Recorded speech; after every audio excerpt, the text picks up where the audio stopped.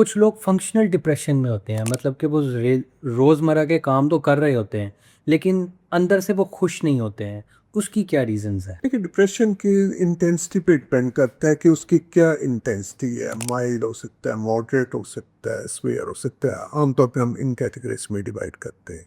ये प्रॉब्लम ज़्यादा होती है माइल्ड डिप्रेशन के साथ, कि जिसमें रोज़मर्रा के अपने काम तो करता जा रहा है, लेकिन अंदर ही अंदर वो उसको जॉब से जाता है, जाने के बाद घर जाके उसको बहुत थकावट होती है, हर एक से, बीवी से, बच्चों से, मिजाज में चिड़चिड़ापन होता है, किसी से खुश होकर बात नहीं करना, अपनी लाइफ की जो दूसरी एक्टिविटीज़ है, रिक्रिएशनल एक्टिविटीज़ है, वो छोड़ देता है। तो ये चीज़ें माई डिप्रेशन में तो कॉमन है। लेकिन बस का स्वीट डिप्रेशन भी होता है। स्वीट डिप्रेशन में वो मास्क कर लेते हैं अपना, कि लोग चाहते नहीं है कि लोग उनसे हमदर्दी करें या उनको कमज़ोर जाने। और बस का तो पेशेंट सुइसाइडल होते हैं और वो अपने आप को मास्क किए रखते हैं। आपको देखने में ऐसे लगता है कि कुछ भी नहीं, कुछ भी नहीं। लेकिन उनकी लाइफ में बहरहाल जब बीइंग साइकेट्रिस्ट हम लोग देखते हैं तो हमारे पास कुछ ऐसे हिट्स मिल जाते हैं हमें, जिससे हमें क्लू मिलता है और उसके बाद हम उसको डिटेल में देख। तो अक्सर औक़ात ये भी देखने में आया है, और मेरे ज़ाती तजुर्बे में भी है, कि जो साइकियाट्रिस्ट हैं वो इवैल्यूएशन के लिए साइकोलॉजिस्ट के पास भेजते हैं। क्या जो साइकोलॉजिस्ट हैं उनका मेयार उस लेवल पर है कि वो इवैल्यूएशन कर सकें? देखिए, साइकेट्रिस्ट जो है ना, साइकेट्रिस्ट और साइकोलॉजिस्ट, बल्कि ये एक टीम है।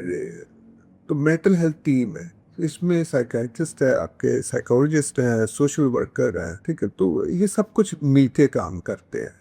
तो साइकेट्रिस्ट इस टीम का हेड है।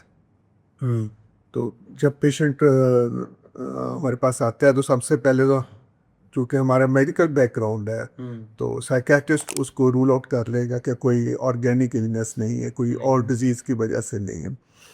फिर उसके बाद बारी आती है उसकी साइकोलॉजिकल असेसमेंट। तो साइकोलॉजिकल असेसमेंट में हमें साइकोलॉजिस्ट के पास हम भेजते हैं। कभी कभी जब आपको डायग्नोसिस में डाउट होता है, आप उस वक्त भी भेजते हैं कि एक सेकंड ओपिनियन आ जाए। दूसरा ये है कि साइकोलॉजिस्ट कुछ और एस्पेक्ट्स देख रहे होते हैं जिन पे हम लोग बीइंग डॉक्टर उसको इतना ज़्यादा डेप्थ में नहीं जा रहे होते, वो डेप्थ में जा रहे होते हैं। तो हमें डायग्नोसिस में डेफिनेटली हेल्प मिलती है साइकोलॉजिस्ट से। अच्छा, और इसमें ये बताएं कि जो डिप्रेशन है इसका कोई लैब टेस्ट क्यों नहीं है जिस तरह दूसरी बीमारियों का है?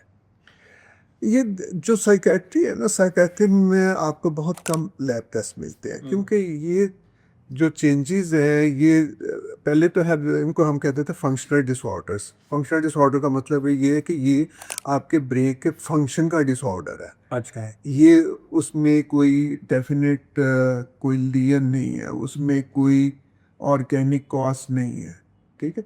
तो इसलिए पहले तो उनको हम फंक्शनल कहते हैं, लेकिन अब विद टाइम हम पता चला है कि वहाँ पे डेफिनेट लियंस हैं। आपके नर्वस सिस्टम में कोई ऐसे प्रॉब्लम्स हैं जिसकी वजह से ये इशू हो रहा होता है।